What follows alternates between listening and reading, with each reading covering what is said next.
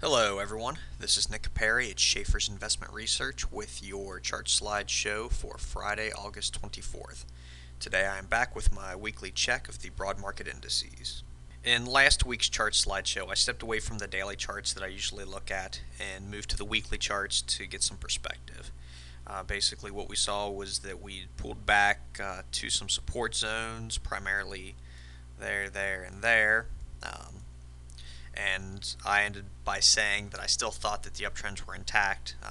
The pullback had been pretty rough, but we had some positive things from the sentiment side going for us, and we're also seeing some sign that buyers were willing to step in. With that in mind, I want to turn back to the daily charts, and basically I've started over.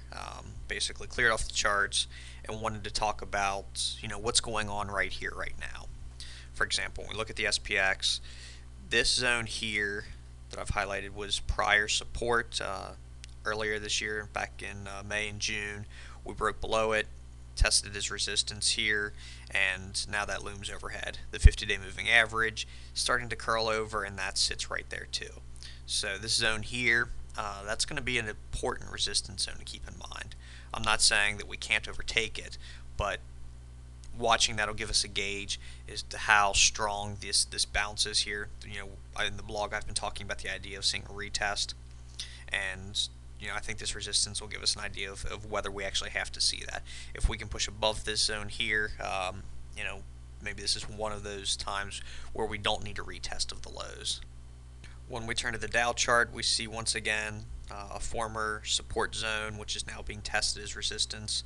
The Dow in this setup is a little bit closer to the resistance than the SPX is, and actually sort of flirting with it right here, right now.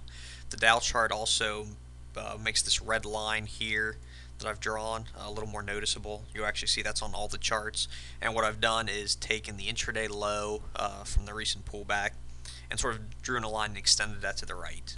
Not so much looking for that today, but as we move forward, that's a level that I want to keep in mind, and that's how I do this. Mark them here, extend them out, and then as the action plays out, that line's already there, drawn to my attention. The comp chart is slightly different in that this zone here is not drawn off of support, but actually prior resistance from right here.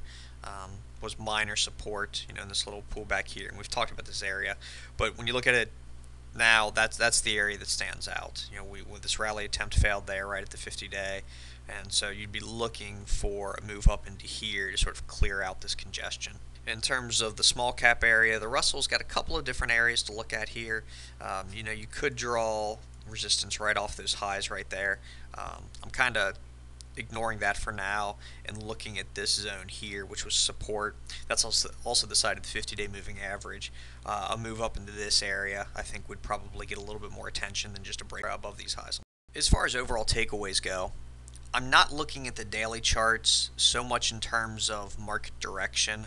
I think the weekly charts, given the action we've seen in this pullback, we know you'd expect to see some ugly action on the daily charts. But given that I still believe that the longer-term uptrends are intact, I'm looking at the dailies as levels to watch, to sort of key off of. For example, on the SPX, we talked about the potential overhead resistance, and we've also got those recent lows to keep in mind. As it stands right now, we're kind of rallying towards those resistance levels. So heading into next week, that's what I'm going to be keeping an eye on. Seeing how strong is the rally. When we push into these zones, do we pop above it? Do we slow up a little bit right there? Given we've had a pretty strong bounce, you would expect to see things slow down a little bit. But the market has proven time and again that what I think should happen doesn't necessarily come true. So anyway, that's what I'll be watching in the coming week in the blog. As always, stay tuned for further updates.